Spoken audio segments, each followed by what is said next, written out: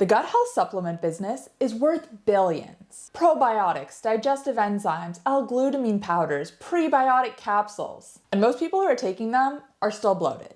They're still fatigued. They're still dealing with the same issues they were before they started. But did you know there are supermarket foods you can swap for a fraction of the price? And what I found, both personally and in the research, is that the foods consistently outperform the supplements. So today we're gonna get into exactly what those foods are and why they work. Now, before we get into the foods, I want to talk about something that is causing people a lot more harm than good. We've been told to chase fiber for gut health. More fiber equals a better gut. And for some people, that's true. But for a lot of people, particularly anyone already dealing with bloating, digestive discomfort, or a compromised gut, loading up on fiber can actually make things worse rather than better. And here's why. If your gut lining is inflamed or your microbiome is imbalanced, adding large amounts of fiber is like throwing fuel on a fire. The bacteria ferment it, gas is produced, and bloating gets worse. This is why a lot of people actually feel worse on a high fiber diet. They find their symptoms increase. What actually matters for gut health is not how much fiber you eat. It's the overall quality of your diet.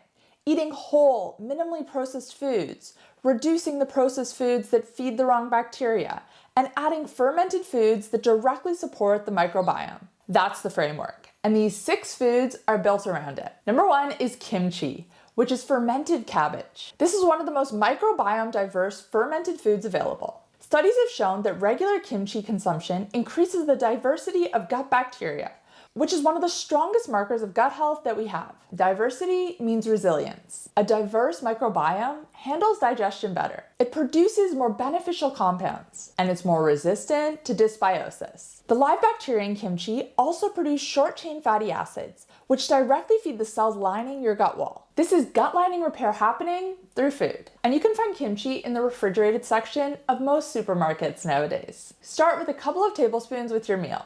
It doesn't take a lot. Food number 2 is kefir, which is fermented milk, and it contains significantly more live bacterial strains than yogurt, and often 30 or more distinct strains, compared to the 2 or 3 in most probiotic supplements. Research from Stanford showed that kefir with other fermented dairy products increased microbiome diversity and reduced inflammatory markers more effectively than a high fiber diet alone in healthy adults. That finding is worth sitting with. More diversity from fermented foods than fiber. And this is why I keep coming back to fermented foods as the foundation for gut health. You can throw out your fiber supplements and probiotic capsules. Number 3 is bone broth, which is one of the most underrated foods for gut health and also one of the most misunderstood. It's become a little bit trendy in recent years, but it's so much more than that. Bone broth is rich in collagen, gelatin, and glutamine, all of which directly support the integrity of the gut lining. Your gut lining is a single cell layer thick, and it's constantly being broken down and repaired. And when it's compromised, from stress, processed food, poor sleep, bad things can happen. You get increased intestinal permeability. The glutamine from bone broth helps to repair damage. And this is also a good place to come back to the fiber point. A lot of people who are chasing fiber for gut health are completely ignoring the gut lining. You can have the most diverse microbiome in the world, but if the lining is compromised, you're still gonna have symptoms. Bone broth addresses the lining directly. And again, a good quality bone broth is available in most supermarkets nowadays. Number 4 is apple cider vinegar. This is cheap and available in just about any supermarket. And it has a few mechanisms that are genuinely effective for better digestion. First, it supports stomach acid production. Low stomach acid is far more common than most people realize, and it's actually a driver of bloating, reflux, and poor digestion. When stomach acid is low, food sits in the stomach longer than it should.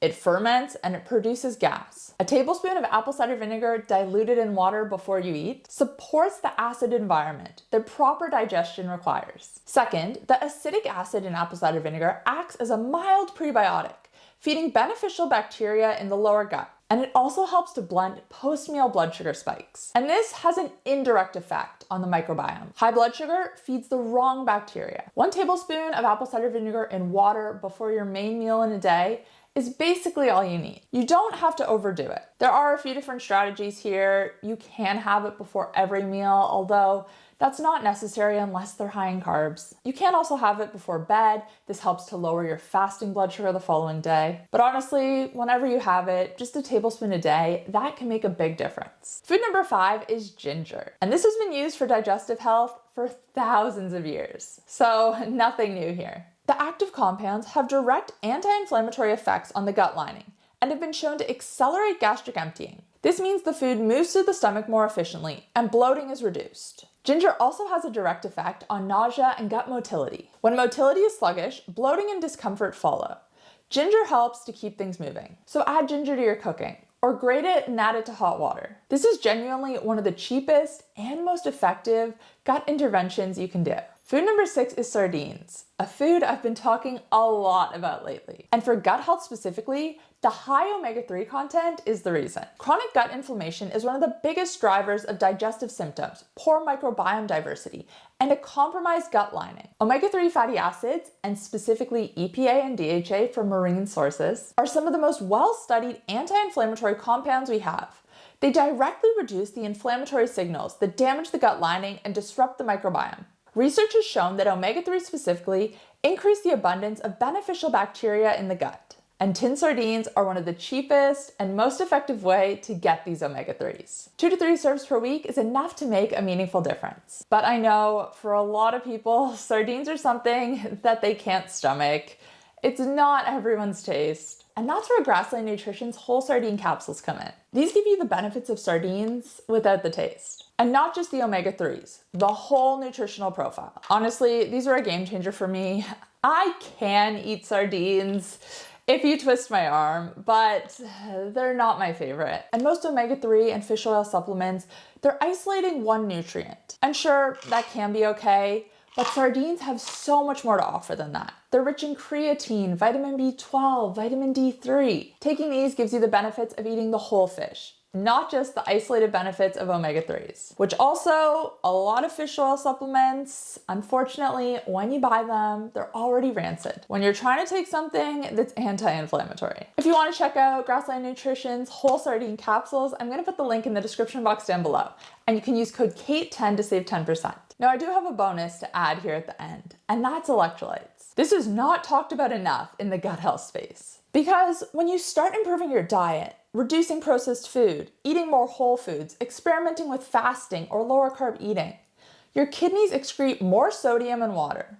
And this is normal. This is a healthy response. But if you're not replacing those electrolytes, the symptoms can look a lot like gut health issues. Digestive distress, constipation, fatigue, brain fog. These are all signs of low electrolytes and not necessarily gut health problems. I see people blame their new diet or their new supplement when really the issue is just they're not getting enough electrolytes. But make sure you're choosing one that actually has a decent amount of sodium and no added fillers, junk, sweeteners, or sugar. Honestly, it's harder to find than you might think, but I'll link to some of my favorite brands in the description box down below. So what we're left with is 6 supermarket foods. Kimchi and kefir for microbiome diversity, bone broth for gut lining repair, apple cider vinegar for stomach acid and digestion, ginger for inflammation and motility, and sardines for omega-3 and systemic inflammation. None of these are exotic, none of them are expensive.